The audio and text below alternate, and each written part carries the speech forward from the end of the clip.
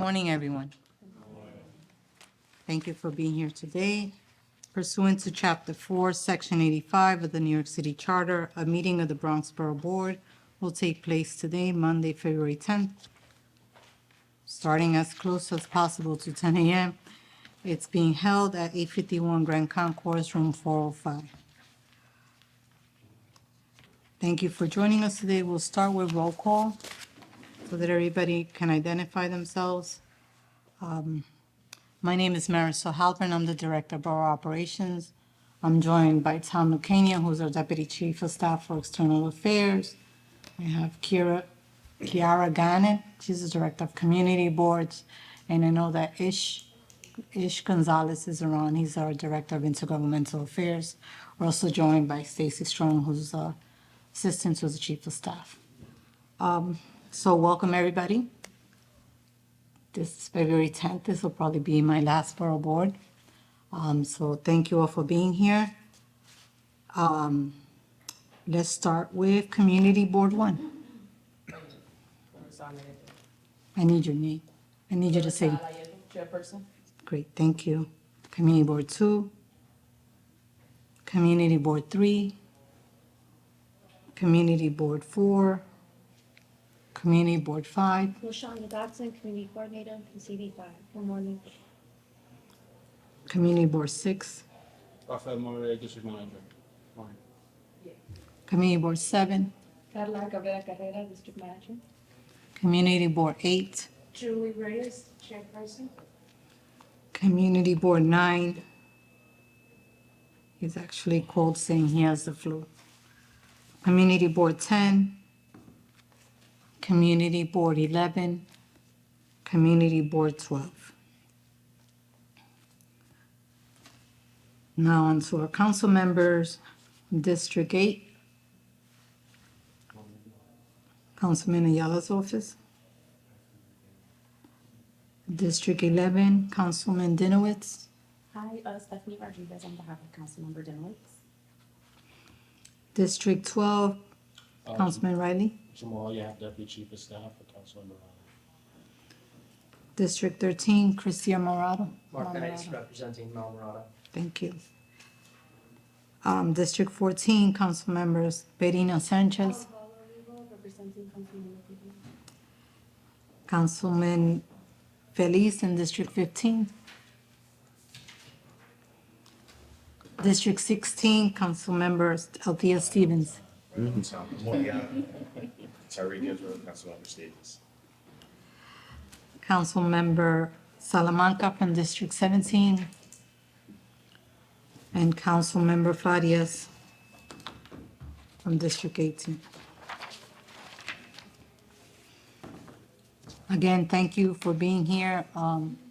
Today we have an important item that has come, that's going to be discussed, which is the New York State Department of Transportation's project on the 5 bridges over the Cross Bronx.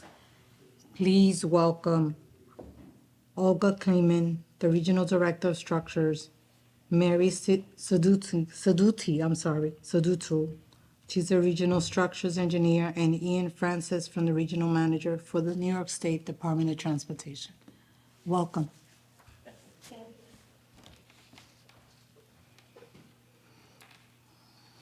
Good morning, everyone. Thank you for allowing us to present our project. Witnessing today. I'm Mary Subitu.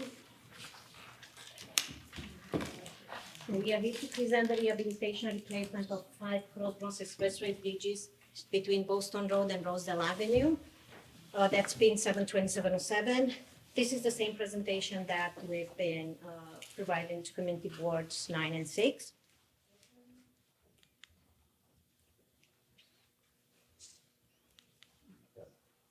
I think it's out of sync already.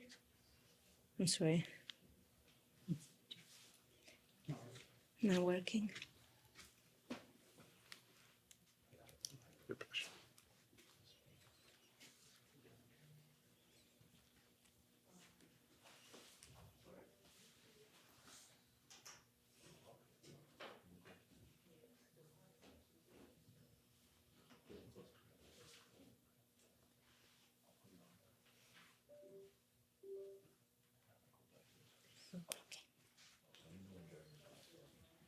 It's always an issue. Thank you very much. No worries.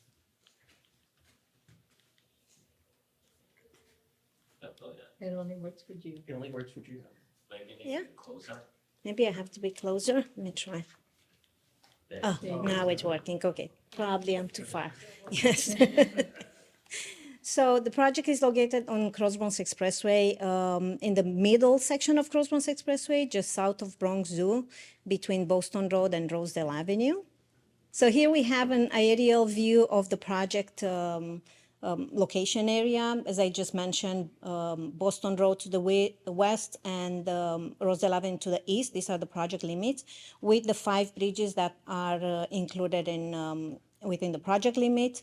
So bridge number 1, I guess you can say it. So structure number 1 carries the Cross Bronx Expressway over West Farms Road. Structure number 2 carries Cross Bronx Expressway main line. This is highlighted in blue over several facilities: Sheridan Boulevard, Bronx River, MT Bus Depot, Amtrak CSX, and Bronx River Avenue. This is the viaduct section of the Cross Bronx.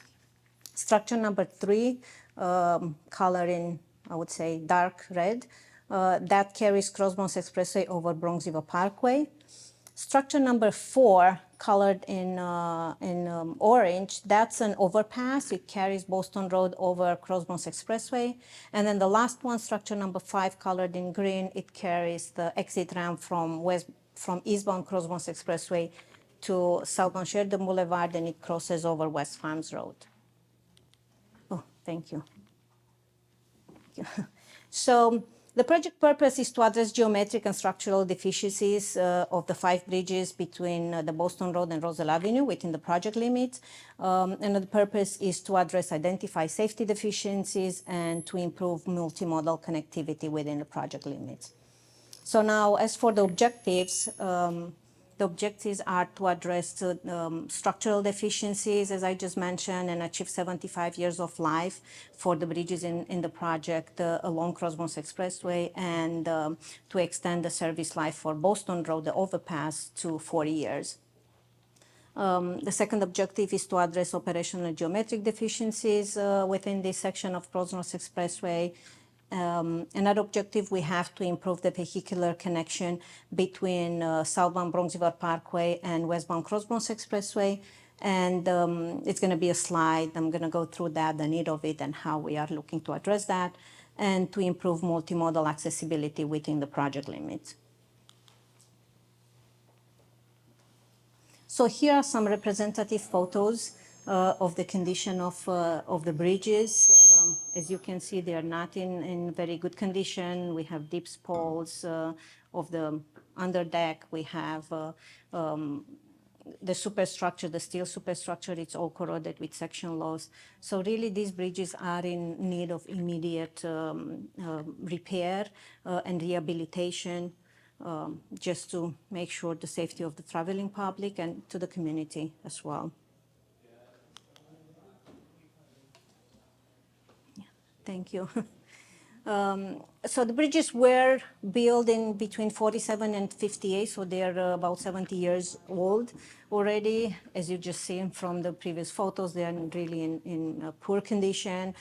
They do not meet the seismic codes, the current seismic codes, and there are several geometric deficiencies also within this section of Cross Bronx Expressway.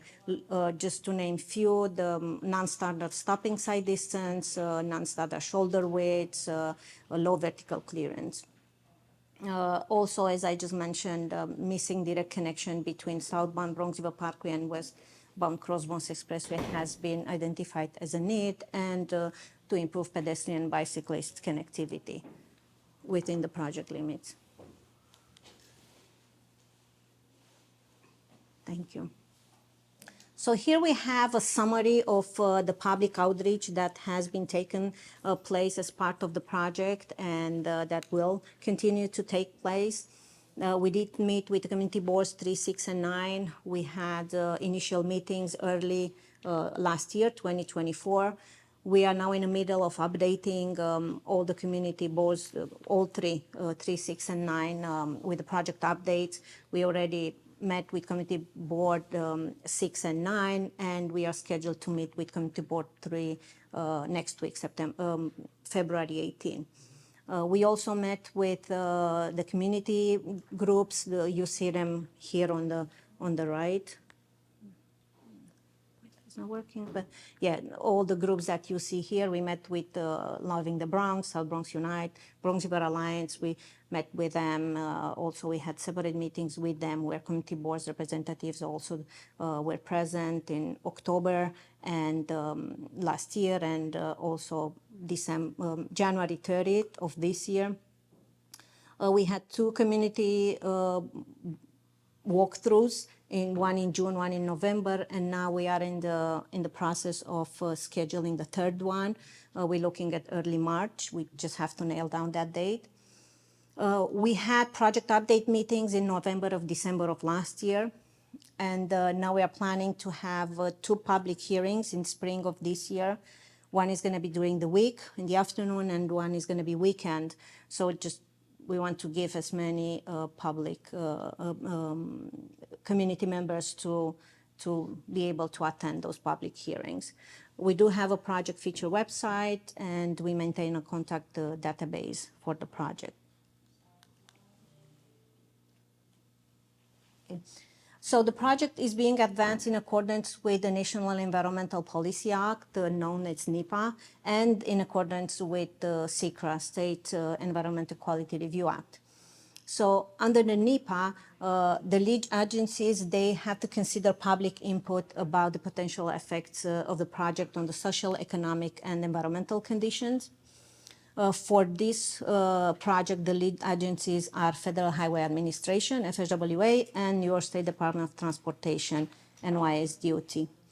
So the project is advanced as a NEPA Class 3, which means an environmental assessment has to be prepared. So what is an environmental assessment? In short, an EA. It's a public document for which a federal agency is responsible for an action that it's not likely to have a significant effect, or for which the significance of effect it's unknown. So this EA, it's used to support the agency determination on whether to prepare an environmental impact statement or a finding of no significant effect. So if the EA at the end of this process shows the project may have a significant effect on the environment, then the joint agencies will prepare an environmental impact statement, an EIS.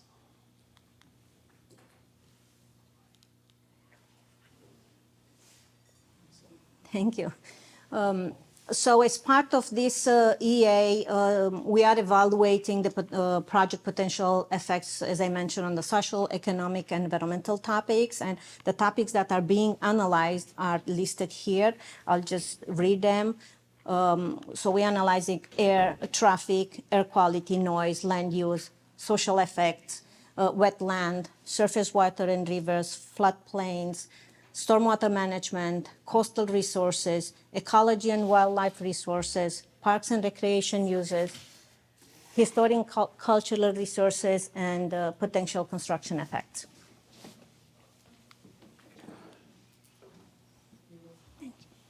So just in short, I'm going to go through this environmental review process. So everything starts with the initiation of the EA. And for this project, that took place in September 12, 2024, last year. Once the EA is initiated, then it follows the preparation of the draft design report, draft EA. And this is the time of when all that analysis that I just mentioned on the previous slide is taking place. So this is where we are now in the process. We are at this time, just to mention, no decision has been made, no design has been selected. We are just analyzing all the environmental topics. Now, at the end of this analysis, a draft design report will be issued, and that will be issued for the public review and comment, and then that will be followed by the 2 public hearings. Public hearings will be within the public comment period. Once the public period ends, then we will prepare the final design report and then following by environmental determination. So as I mentioned, one of the objectives is to improve connection between southbound Bronx River Parkway, I cannot point, and westbound Cross Bronx Expressway. And what we are proposing to, how we are proposing to do that, it's by constructing a short direct connect ramp that is shown in yellow there. So by doing so, we are able to remove all the local traffic that currently uses the local roads. What is shown in blue line, that's the official signed route to make that connection. But then what a significant percentage of the travel it's doing, they're using, they follow that purple line that takes 177th Street to Sheridan Boulevard and enters takes the entrance ramp from southbound Sheridan Boulevard to westbound Cross Bronx Expressway. So as you see, by constructing that short direct connect ramp, all the local traffic will be removed.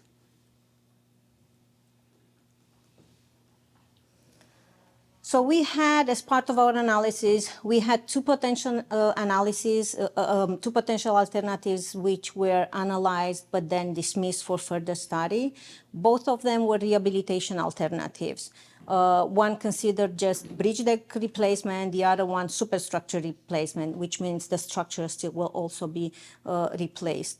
But as I just mentioned, these two alternatives, they have been dismissed from further studies because they do not meet the project needs and objectives. So they do not achieve 75 years of life for Cross Bronx Expressway bridges. They do not fully address geometric and operational deficiencies, and they don't improve vehicular connection between southbound Bronx River Parkway and westbound Cross Bronx Expressway. And they also don't improve community connectivity within the project limit. So now let's go through the alternatives that are being studied as part of DA. So we have the no-build alternative, and then we have the build alternative that considers replacement of all Cross Bronx Expressway bridges, rehabilitation of the Boston Road Bridge, that's the overpass. There will be improvements on the geometry, that direct connect ramp, and also roundabout on Sheridan Boulevard. So under this build alternative, we are considering two options. Option one considers a traffic diversion structure to maintain the traffic on Cross Bronx Expressway during construction. This alternative will allow us to expedite the construction. But then at the end of construction, we are looking what's going to happen with this traffic diversion structure. How can that be utilized? So we are considering 4 options for this traffic diversion structure. Option 1A would retain the structure and will have one general use lane and one dedicated bus lane on each direction and a shared use path for pedestrian and bicyclists. Option 1B, the same, will retain the structure and will have just one bus lane on each direction and the accommodation for pedestrian and bicyclists. Option 1C will retain the structure, but there will be accommodations only for pedestrian and bicyclists.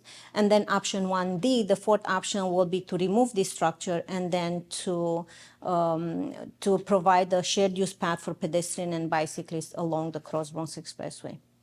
So this is option 1. The second option that is being analyzed and being considered, it's option 2, which does not consider this traffic diversion structure and considers stage replacement of the bridges and then a shared use path for pedestrian and bicyclists along the Cross Bronx Expressway is also part of this option 2. So all these options are being analyzed as part of the EA. So now I'll go through each option and there will be some renderings for a better visualization. So as I just mentioned, option 1 considers this traffic diversion structure. This will allow a more expedite construction. We are estimating 4 years of construction for this option. And just in a few words, our approach is to construct first this traffic diversion structure, then shift the eastbound Cross Bronx Expressway traffic into this traffic diversion structure, replace southern half of the bridges. Then once that stage is completed, then westbound traffic on the Cross Bronx Expressway will be shifted on the newly constructed half of the structure, and then the northern half would be replaced. At the end of construction, then all traffic will be shifted back on the Cross Bronx Expressway. And as I mentioned, we have 4 options for this traffic diversion structure. What will happen with this structure at the end of construction? So I'll go again through the options that we are considering for this traffic diversion structure, and then there will be some renderings. So option 1A retains the structure with 2 travel lanes on each direction, a dedicated bus lane, a general use lane, and also accommodations for pedestrian and bicyclists. Option 1B will retain the structure only with 1 bus lane on each direction and the pedestrian and bicyclist path. Option 1C also retains the structure, but there will be only pedestrian and bicyclists accommodated on this structure. And again, option 1D removes this structure entirely, and then shared use paths for the pedestrian and bicyclists will be constructed along the Cross Bronx Expressway. Right, so thank you for helping me. So there will be a series of renderings that we included on the presentation to better visualize. So what we have here on this photo, it's an existing view of the project area. We are looking west towards Boston Road. Boston Road, it's on the far end of the photo. Bronx River houses are behind us. So this is what the existing view from an area next to Bronx River houses. Next. And here we have a rendering of that proposed build alternative option 1A. As you can see, dedicated bus lanes on each direction, the same view, same area, right? Shared use path along the structure on the southern side, if you can see there. That will be for pedestrian and bicyclists. ADA compliant ramp will be provided for this structure. I wish I could point, but I can't. No. That will connect to Bronx River Avenue. Stairways will be provided for faster connection, and signalized intersection at Bronx River Avenue. Currently, there is no, that intersection, there is no safe crossing there, no crosswalk, no traffic signals.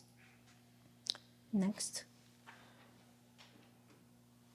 Same view, but this is for build alternative option 1B with bus lanes, 1 bus lane on each direction, and the same shared use path for pedestrian and bicyclists with ADA compliant ramp, with stairways, and also with signalized intersection at Bronx River Avenue. Now here we have a rendering of that option 1C.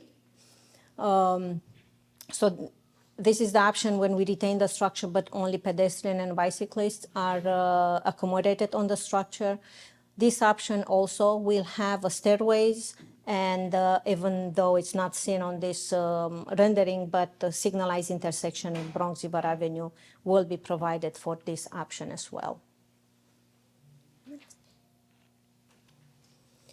So here's an aerial view of option 1D. As I mentioned, this option uses a traffic diversion structure that is shown in a dotted yellow line. That, as I just mentioned, would allow us to expedite the construction. We estimated 4 years of construction. But then at the end of construction, this traffic diversion structure will be removed. If you can click next. That's it. No. Okay. Oh, too much. It's okay. It looks the same option. Thank you. So at the end construction, that traffic diversion structure would be eliminated, and then a shared use path for pedestrian and bicyclists would be constructed along Cross Bronx Expressway. It's shown there on that brownish color.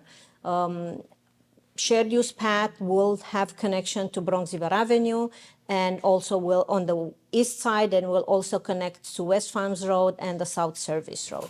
And obviously that signalized intersection at Bronx River Avenue. Option 2, it's very similar with option 1D, only difference that traffic diversion structure will not be constructed.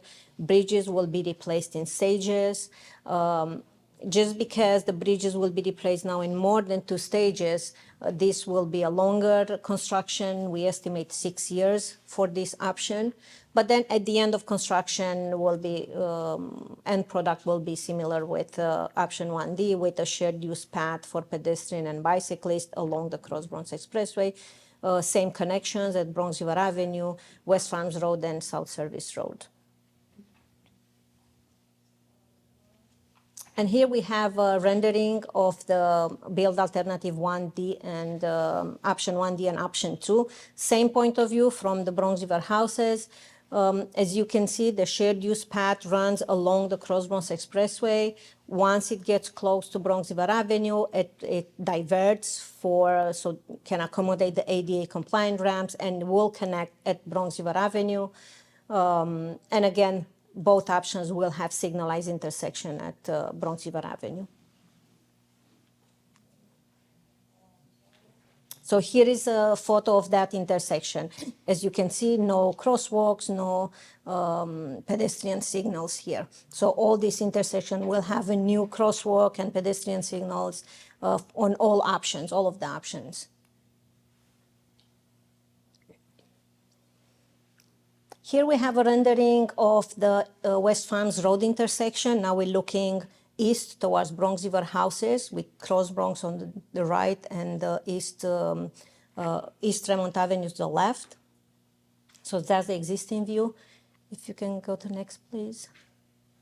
With proposed connection, proposed view for option 1A. As you can see, it connects on the Cross Bronx Expressway on the far end of the intersection, but also new pedestrian signals and signalized intersection with some traffic calming measures also being considered. And now same view for option 1B, which is very similar with option 1A, same connection on the far end of the photo.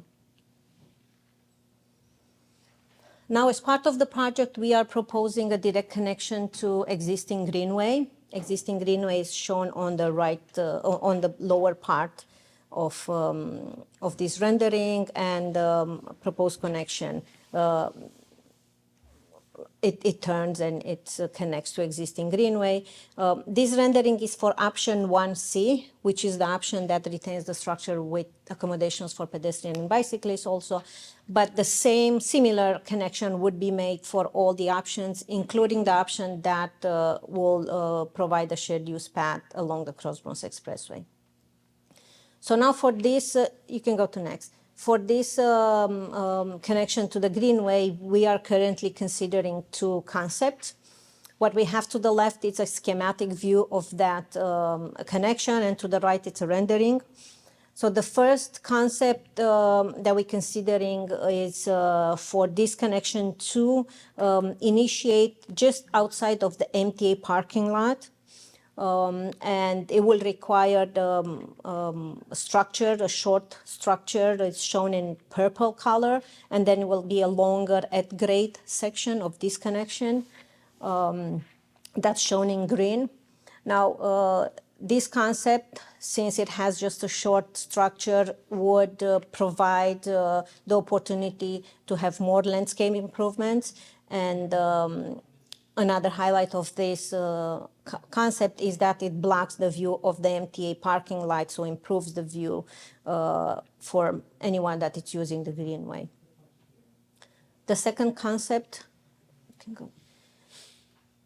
second concept that we are considering is for this connection to start and initiate just above the MTA parking lot, to the western end of that parking lot. Now, because of the vertical clearances that we have to maintain, this will require a longer structure and then a shorter at grade portion. Because of that, this concept will have less landscape improvement opportunities because those will be limited to outside of the bridge. And also it it only partially blocks the view of the end parking lot.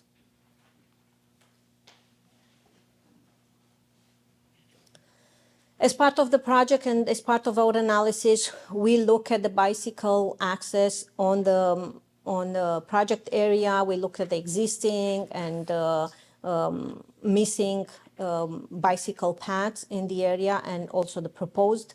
So what is shown in the blue, those are the existing bicycle paths. We are proposing, as I just mentioned, the shared use path that accommodates bicyclists, and that's shown on the dotted green line. So that would connect Boston Road to Rosedale Avenue. We also proposing to extend that connection all the way to Nobile Playground underneath the Cross Bronx Expressway to East 177th Street, and from there to Nobile Playground. And what is shown in the dotted blue line, those are the missing links on the bicycle path. So as part of our analysis, we are now looking into the feasibility of including any or all of these missing links as part of the project. We will discuss with City DOT before implementing anything. We also look at the public transit access as part of the project. On the top, we have the existing condition. On the bottom is the proposed condition. And we looked from the point of view of someone that lives at Bronx River Houses and needs to access the East Tremont Avenue subway stop. It's shown on the top with that yellow dot. So to safely connect to that subway stop on the existing condition, it's about 30 minutes walk. They have to go to Rosedale Avenue, turn back, and then go and travel on East 177th Street. On the proposed condition, by using that signalized intersection at Bronx River Avenue and by using the shared use path, they would have a more direct path, whether on going north, also using East 177th Street, or south on the shared use path, and that will be about 12 to 15 minutes walk. So the walking time will be reduced in half. We are also considering some other enhancements opportunities as part of the project. What we have here is an aerial view at East 177 DeVoe Avenue intersection. On the lower part, it's Sheridan Boulevard. The top, it's East Tremont Avenue. And what it's highlighted with that brownish color, there is an existing State DOT staging area that we're using for our construction project. So what we are proposing for this project is to eliminate this staging area and include some enhancements. We were looking at maybe some river overview. When we went on the walkthrough, some planting was also suggested, so we're looking at that. We had several meetings with New York City Parks Department, and we're going to continue to discuss with them. We're looking to get the best improvements for this area. Other improvements that we are considering are some bioswale and rain gardens along the existing greenway, and also some potential enhancements along the river, maybe riverbed beautification, maybe a canoe launch. We're also looking at that. So just in summary, by replacing and rehabilitating the 5 bridges, the infrastructure service life will be prolonged. By implementing those geometric improvements, safety is enhanced, just to name a few. That direct connect ramp between southbound Bronx River Parkway, westbound Cross Bronx Expressway, new signalized intersection at Bronx River Avenue, new signalized intersection at East 177. Also by the proposed shared use path, either along that post-construction of the traffic diversion structure or along Cross Bronx Expressway, that will enhance connectivity within the area. Now let's go through the schedule, project schedule a little bit. As I just mentioned, EA was initiated in September 12 of last year, 2024, and now we are in the middle of preparing the draft EA. We're looking to issue a draft EA for public comment in spring of this year, and that would be followed by the two public hearings, as I just mentioned. Final EA and findings document, publishing the final document, it's anticipated of summer, happen on summer of this year. And contract award winter of this year, 2025, with the construction to start in 2026, anticipated to start in 2026 and be completed either in 2030 or 2032, depending of which option it's picked as the that will be moved forward as a preferred alternative. Just one thing to note, all this procurement schedule from summer 2024 and onward, this might change based on what will be come out at this at the end of this EA, and based on the environmental determination. And I think that was the last slide. Yes, just some upcoming engagements. We are, as I mentioned, we are looking to schedule the third walkthrough. We're looking to meet with Bronx Borough houses. We did meet with them end of last year. We are scheduled to give the same update to Community Board 3 next week, February 18, and the public hearings will be on 2025. Thank you very much. That was a lot of information, I understand that. And as always, we will share the presentation after the meeting. There was a presentation that was shared earlier, but it was not the correct one. So any questions? I know we're joined, hold on a minute, Rafael. I know we're joined by Community Board 3 and Councilman Ayala's office as well. So welcome. And Feliz. Sorry, I put you all the way up here and I forgot about you, sorry. So any questions? And I'll want to get from the chairs and the city council first. If not, I will hand it to you. Not yet. Okay, go ahead, Rafael. Hi, thank you, State DOT, for presenting this to the board. And I think my board members have been kind of looking at the options and thinking about kind of what might be best. I think a lot of how we're going to decide how to give comment is based on what the EA is going to say. And I think what my board members have expressed concern about is the EA being hundreds of pages long and us not being able to digest it in a way where we can like meaningfully give feedback on the options. So I'm wondering, what is the plan at the public hearings? Like, is this going to be a detailed read through of the entire thing, or is this just open forum for comment? And what is State DOT going to say at the hearing?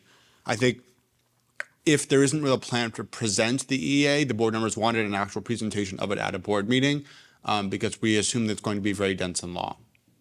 Yeah, so I think we spoke about that at our meeting, so we can meet with the community board and go through I'm sorry, you have to talk into the mic. So, yeah, and go through the document, just to, walk the community members through the document. At the public hearing, we'll have boards, and we have, each board will be staffed, or 2-3 boards will be staffed with our team to discuss and give information about the project. There will be a video also, and it's going to be a presentation, and it's like an open house kind of thing, so. People will have the option either to provide comments in writing. We're going to have a state stenograph, or however the community members, they feel more comfortable to give comments. Thank you. Anyone else?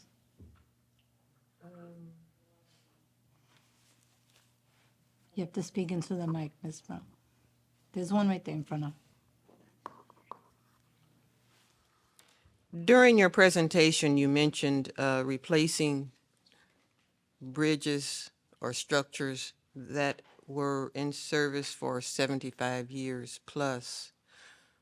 Now, even though the bridge hasn't been in service for 75 years, what is the plan for those?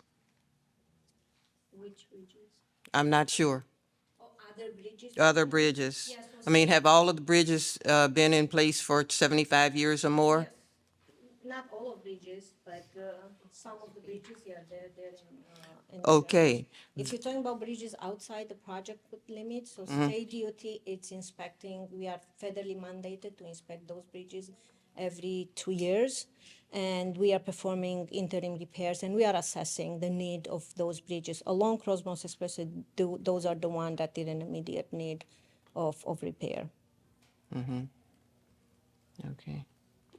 But we constantly perform intermediate repairs if they're needed, based on the inspection, on the findings of that biannual inspection program.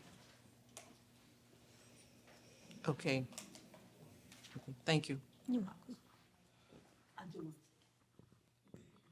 Committee from 3 District Planning. Thank you for that. I'm sorry for my lateness. So I might have missed something, but I know a couple of my board members, a few of my board members have been going with you guys on the walkthroughs. And one of their concerns were, which this was a great presentation, what I did see, their concern was not having any visuals. And it was like they got a little confused. So I'm glad that you have this and when you come into us next week. And like Ralph was saying, like, if there's some way something could be put like in layman's terms, where, okay, it could be 1,000 pages, right?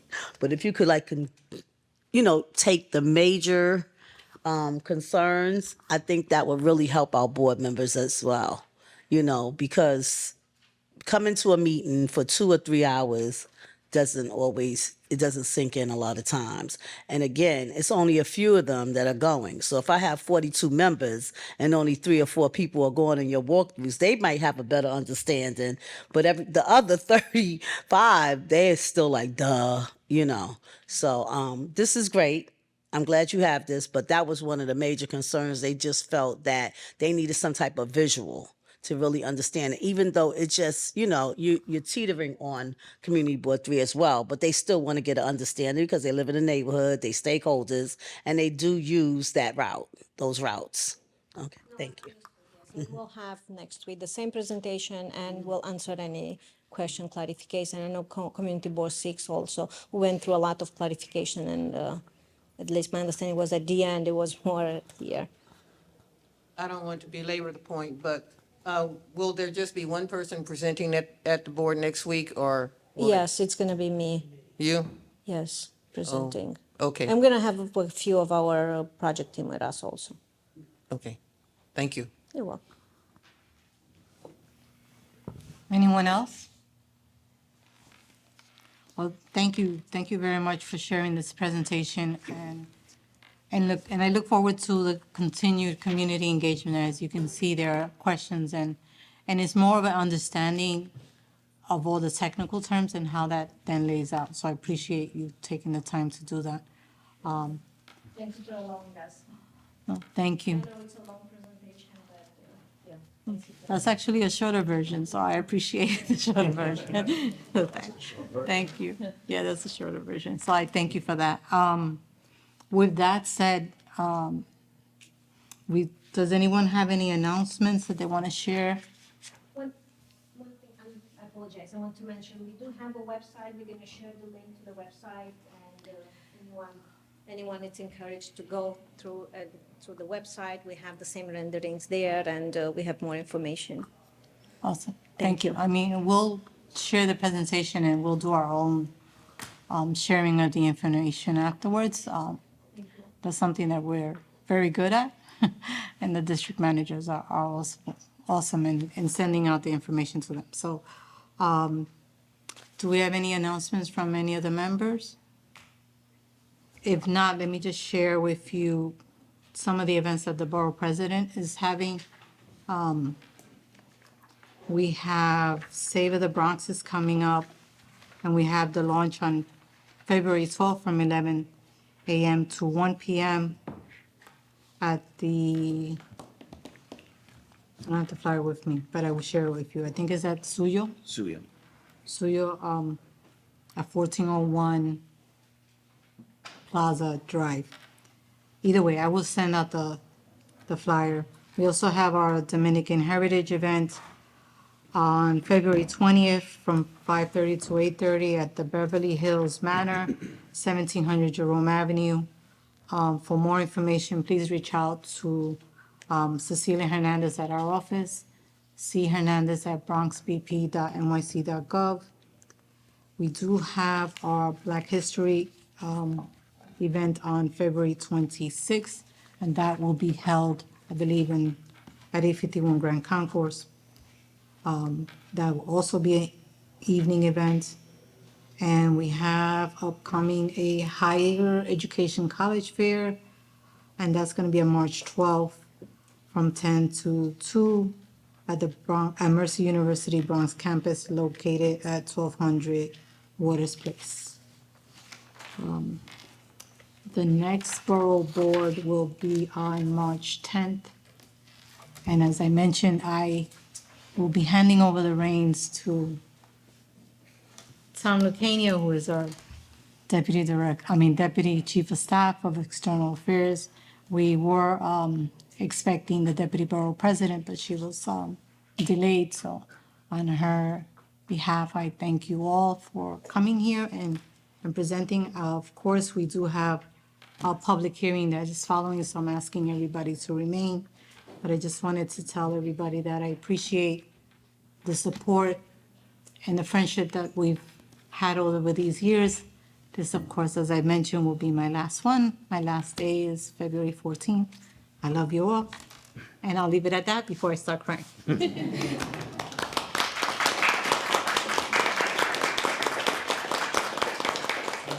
You just give me 2 minutes. I'll check to see where our speakers are or the testimonies for the public hearing. I just want to go on record and say, Marshall, we appreciate it.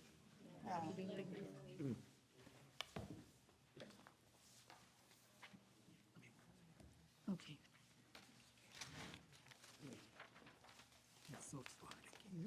Okay, so, as I said, we're closing our borough board meeting and moving on to a public hearing.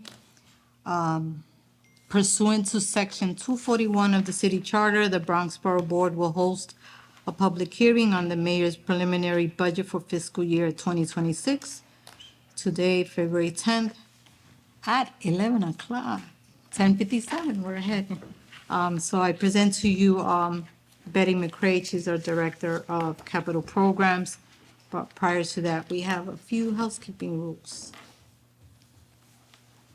The hearing will provide an opportunity to Bronx and citywide nonprofits, colleges, hospitals, schools, neighborhood organizations, and all other parties to speak out on the mayor's proposed budget and the capital and service needs of our neighborhoods.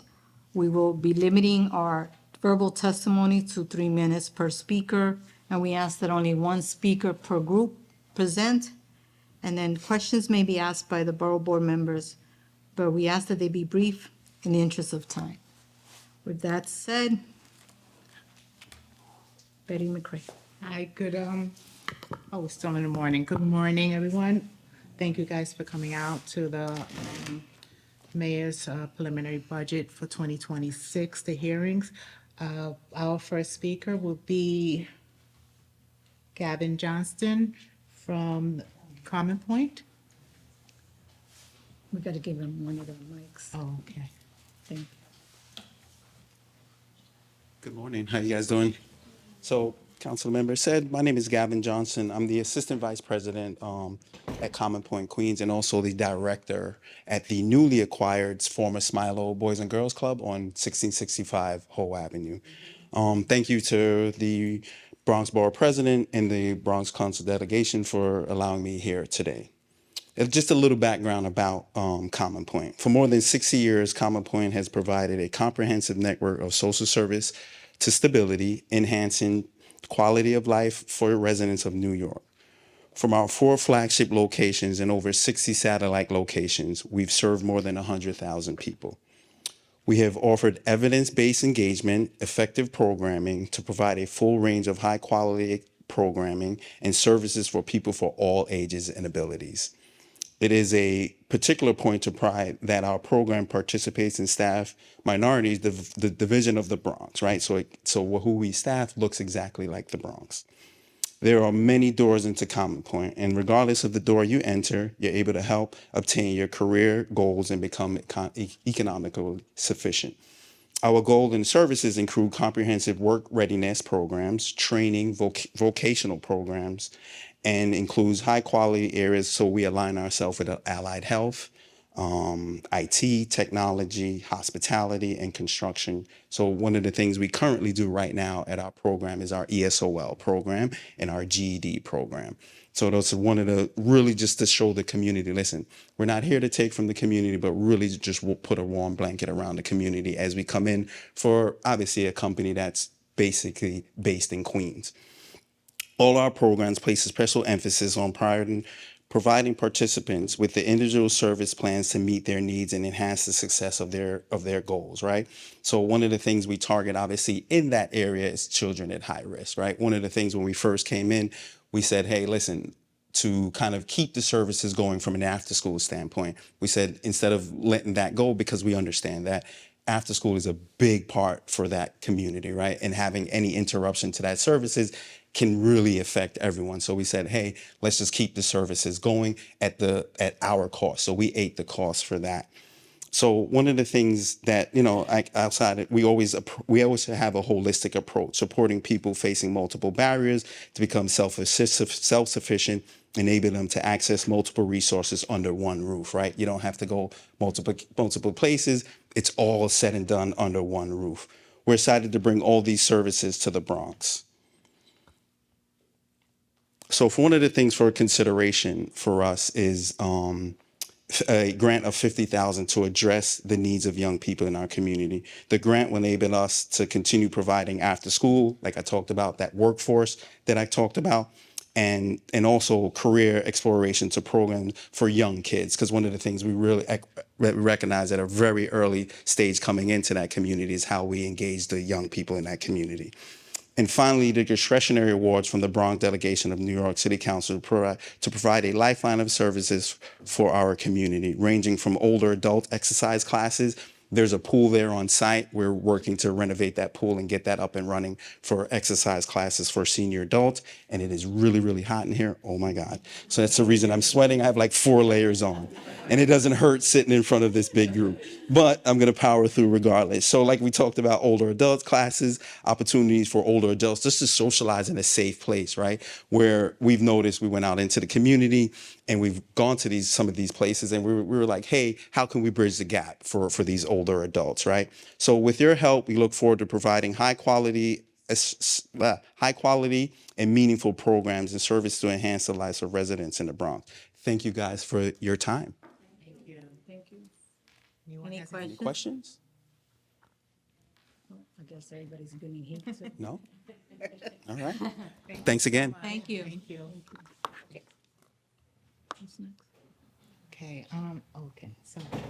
Okay, our next speaker will be, moving right along. We have Madeline Turner from New York Sunworks. Okay, I will put on the timer this time. you. Good morning, everyone. I want to start by saying thank you to Borough President Gibson and you all for the opportunity to speak today, and of course for your past and ongoing support for public schools in the Bronx. My name is Madeline Turner. I'm the Program Development Manager with New York Sunworks. We're a nonprofit that is dedicated to bringing quality sustainability, science, and climate education to K-12 city schools. Through our hydroponic classrooms, we provide hands-on learning experiences that foster scientific inquiry and environmental stewardship, and we envision a generation of environmental innovators empowered to create solutions to global climate challenges. We can transform a New York City classroom in any New York City public school into a hydroponic lab. This is a cost-effective solution, giving students the opportunity to learn critical sustainability, science, and climate topics while they grow nutritious food right in the classroom year-round using state-of-the-art technology. Most of these labs have been built with capital funding from the city budget. Our program is integrated directly into the school day programming so that teachers don't feel the burden of additional programming requests. Instead, it augments and strengthens their science instruction. The New York Sunworks program gives access to high-quality science education in a way that's relevant to the moment. We start in elementary schools with a year-round hands-on science and nutrition curriculum and continue through 12th grade with Regents Required's lab curriculum. We are working to build a geographic pipeline of schools so that students can continue to learn science through hydroponic farming through all 12 years of grade school. And we've also created a high school workforce development program to expose students to green career opportunities. We're currently working with 55 K to 12th grade schools in the Bronx, and an additional 39 schools have funding allocated to build a hydroponic classroom in the coming months. Borough President Gibson has funded 38 of these hydroponic classrooms for a total of $4.9 million, and we want to thank her so much for that support. Not only have you funded many labs through the borough, we have brought a much-needed focus to the necessity of equitable climate, sustainability, and STEM education for Bronx students. At our 20th anniversary celebration in the fall, you stated that there is nothing greater than we could ever invest in than education, and I would love to see hydroponic gardens all over the Bronx because that is how you transform communities, that is how you build healthy families, and most importantly, that is how you build future leaders. We are so excited for the opportunity to partner with you and work towards this vision. Demand for the program is growing. An additional 34 Bronx schools have plans to apply for New York Sunworks hydroponic classroom for FY26. These schools have applied for $200,000 each to fund their hydroponic classrooms, and we request your support with these requests. We will also be applying for expense funding from City Council members to support our 55 existing partner schools in the Bronx, requesting $10,000 per school to cover the supplies, maintenance, and ongoing teacher training costs for their hydroponic classrooms, ensuring labs will continue operating to benefit students for years to come. We urge you to continue investing in STEM education through the lens of urban farming for our children attending public schools in the Bronx to bring equity in science, sustainability, and climate education to all Bronx students. Thanks everyone so much for your time. Thank you. Anyone has any questions? Concerns? Yes. Just take it from. So Councilman Stevens' office. and- Sorry, Gibson, Councilmember Stevens. Do any of your programs have like you have any information on the program, like any overviews or things I could bring back? Absolutely. Let me see if I have something with me, but I'm happy to send an email out with some brochures if that's helpful as well. Yes, please. Awesome. Thank you. Comment point two, please. Thank you. Awesome. Councilman Riley's rep. I just wanted to know, how much did you say for expense funding again that you asked? For expense funding, $10,000. 10. Okay, thank you. Thank you. For how many schools? We're working with 55 in the Bronx, and we have funding for an additional 39, which we're very excited about. Awesome. Yes, okay, thank you. Just Wonderful. wanted to make sure we clarified that. Yes, absolutely. Rafael? Hi, yeah, Rafa Marek, Ward 6.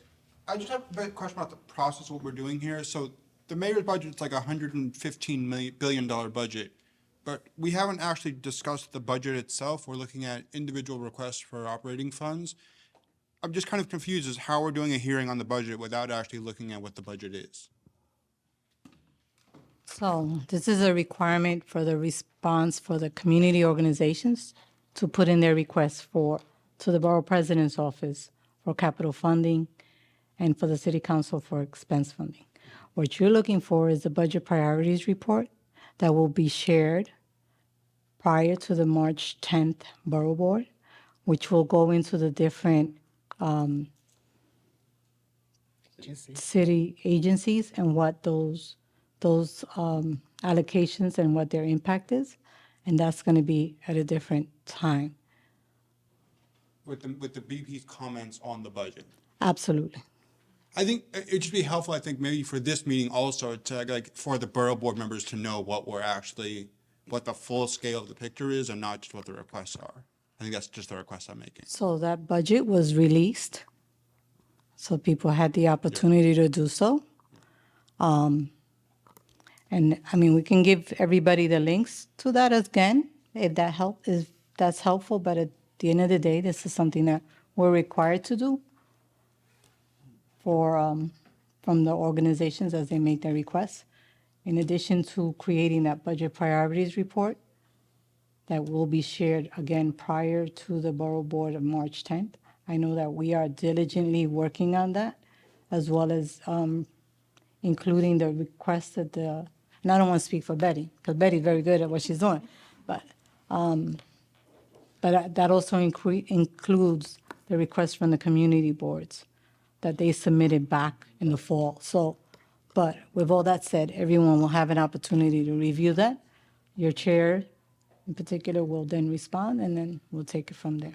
Make Thank you. comments, make amendments. Okay, Yes. sure. I just wanted to know, do you have a listing of the schools that you have?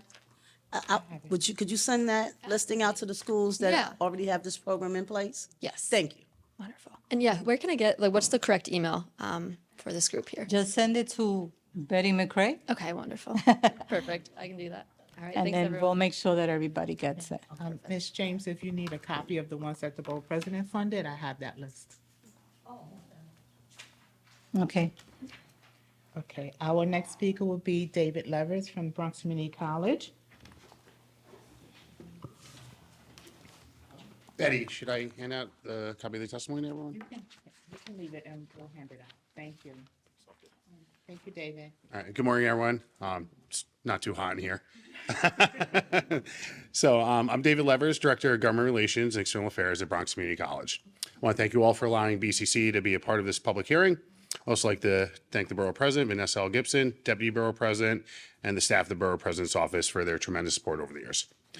We hope that this office will continue to provide critical needed capital funding for the college. Capital funding provided by the Bronx Borough President is matched dollar for dollar by the state of New York.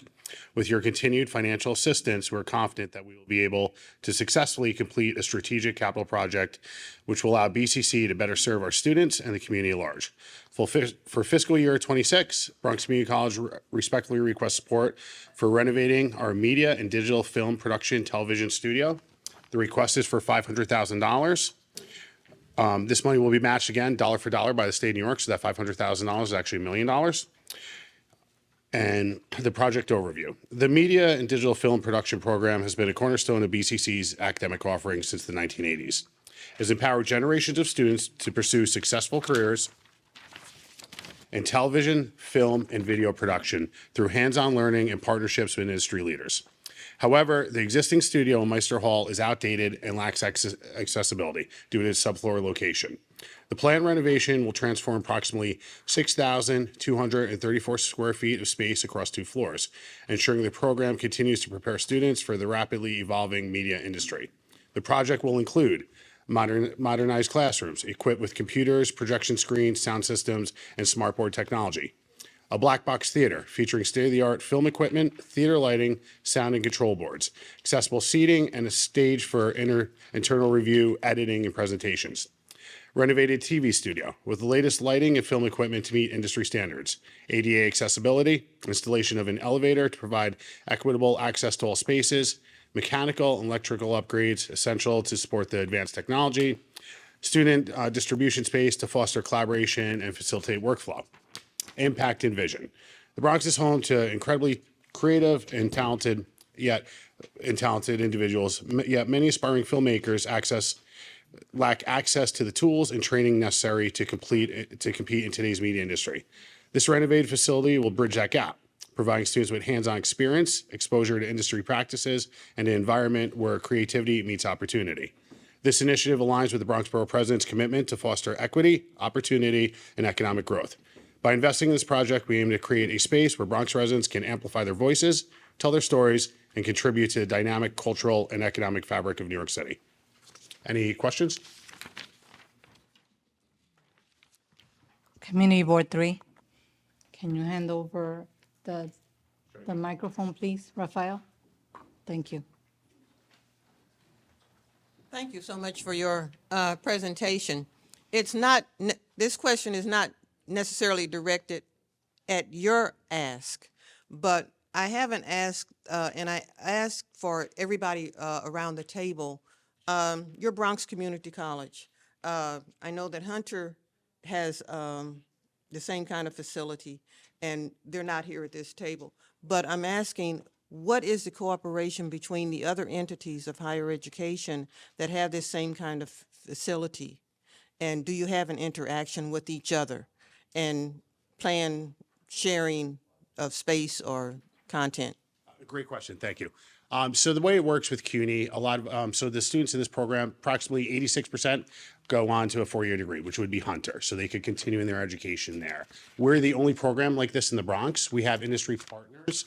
For example, we work with Silver Cup Studios, Local One, and they all support this project moving forward. So one of the things that is great about this program is our students actually get placed into jobs. So for example, we had a tour with Councilmember Priya Sanchez, new budget director, and he got to meet a lot of our students, and they're working at Warner Brothers, they're working on Apple TV programs, and these are students that are traditional and non-traditional. For example, there's a young man who was just recently incarcerated. He was able to get a scholarship to work, to come to CUNY BCC, and he's already shooting on commercials, doing editing. So this is hands-on, and the program's really cool. So you come in there, you see everything, you see the control room, but it's from the 1980s. We all know how our phones develop, technology advances. With our great partnerships that the head of the programs developed over 30 plus years, this is just kind of the natural segue to make sure that our students have access to best technology. And again, I can't stress enough, continuing on to 4-year degrees, for example, with Hunter, but also the industry partnerships and the jobs. Thank you.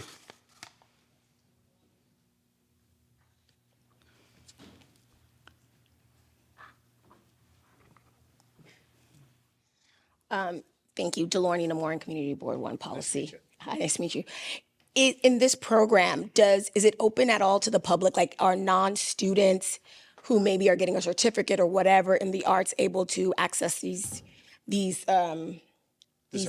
services through some other means outside of pursuing the 2-year degree? So through our continuing education and workforce, there are programs where you can do this. That's something I would gladly provide more information. If I could, I'll follow with Betty, get your contact info. I'll shoot that over to you exactly what there is. But one thing to stress too with CUNY, 89% of our students graduate debt free. I went to a private school. My parents didn't know anything. They never went to college, and I'm still paying off my student debt. So our value is there. I appreciate that. Anyone else?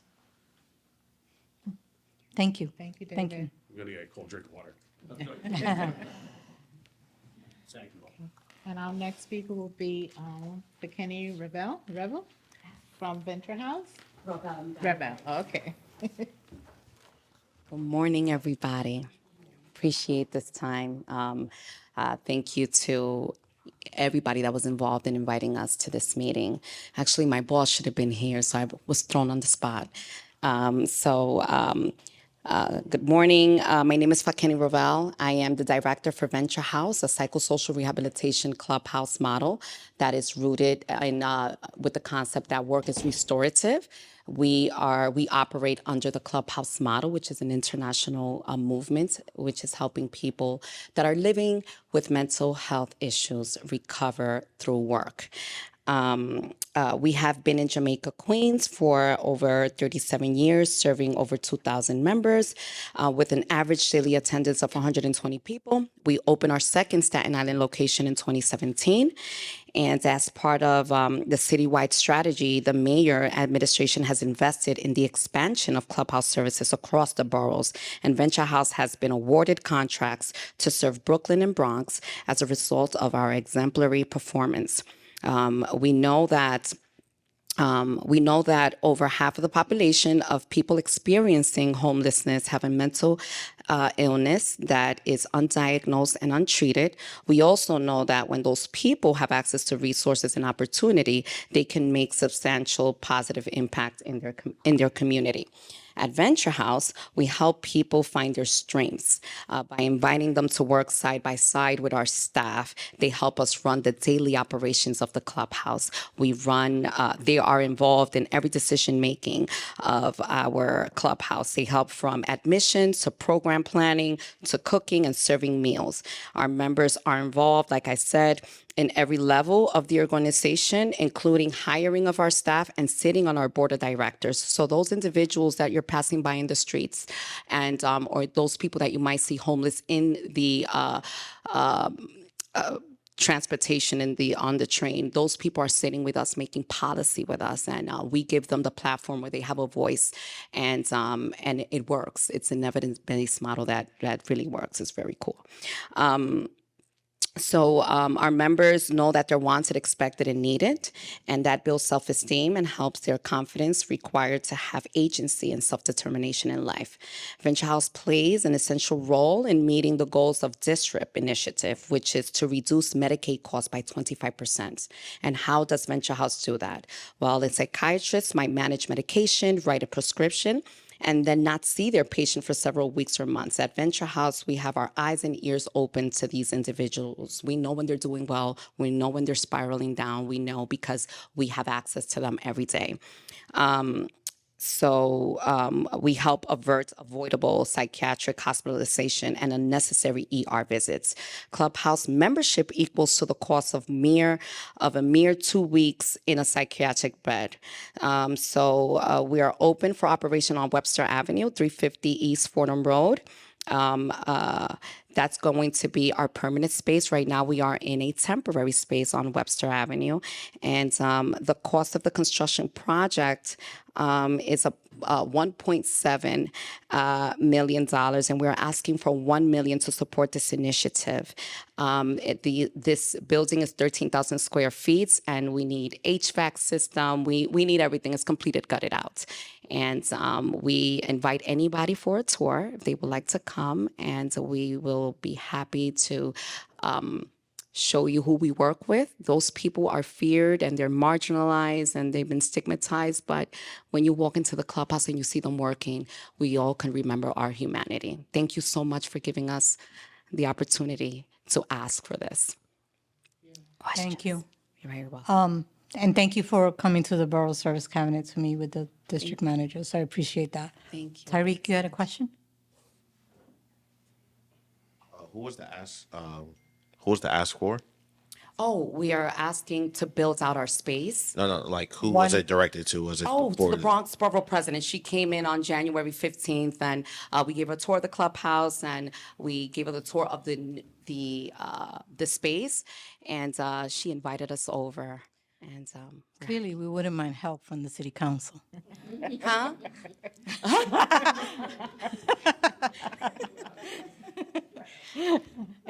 Anyone else? Community Board 1. Can you explain like what the clubhouse means, like what it technically means? Like, how do you guys get someone who's sleeping on the street into your facility? Like, how do you do that transition? Well, that's an excellent question. So we have different referral sources, right? In which these individuals are not being treated. So we have a reach out support, a reach out team, an outreach team, in which we ask them, what do you like to do and what are your needs, right? So these individuals, we know that the hierarchy of needs is very important. So they need housing, right? We have our own housing program, and we have the discretion we have 98 slots, we're funded by OMH, and we're able to give them access through housing. Usually they say, I'm hungry and I need a place to stay. So this is how we grasp them with their needs, because in order for them to work in the clubhouse, they need housing. So we provide, if we don't have the housing because our slots are filled, then we have other resources in which we could refer them to. The clubhouse model is it's a place where they go and they receive the therapy instead of verbal therapy and just sitting there and talking about their anxiety or depression. They come and they work based on their strengths. Everybody out there has a purpose. Everybody out there has a particular strength.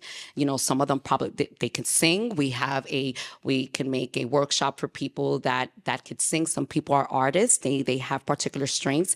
And once they see that their strength is being utilized in certain things to beautify the clubhouse, like for arts, they feel valuable and they say, okay, and that helps them walk back into the clubhouse because it is something that it's a place where they're wanted. Usually they're rejected, and it's just a place, it's a safe horizon for them to continue pursuing their goals. So what I would ask is, when we had the Borough Service Cabinet, there was a short film or short video. If you can send us that link, we'll make sure that everybody gets it. Because one of the things that was interesting is that, and she hasn't shared it, is that the members of the program are not indistinguishable from the staff.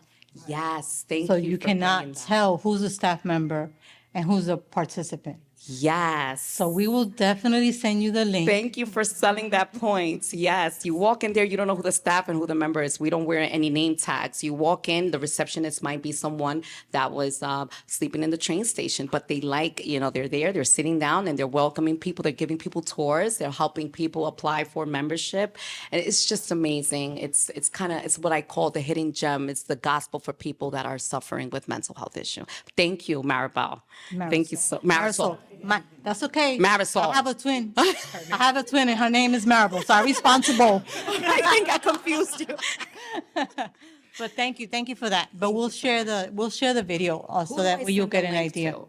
The video. Just send it to me, and we'll make sure that they get it. Will do. Okay? Thank you so much. You're God bless welcome. everybody. You're welcome. I'm gonna, I didn't get an opportunity to see if she was checked in or not, but I'll, Miss Camila Pellis, is she here? No? Okay, I think that was all that I had registered to speak. So I'm not sure if anybody else has the testimony or wants to be able to give any verbal testimony that we can document. Mr. Stanford?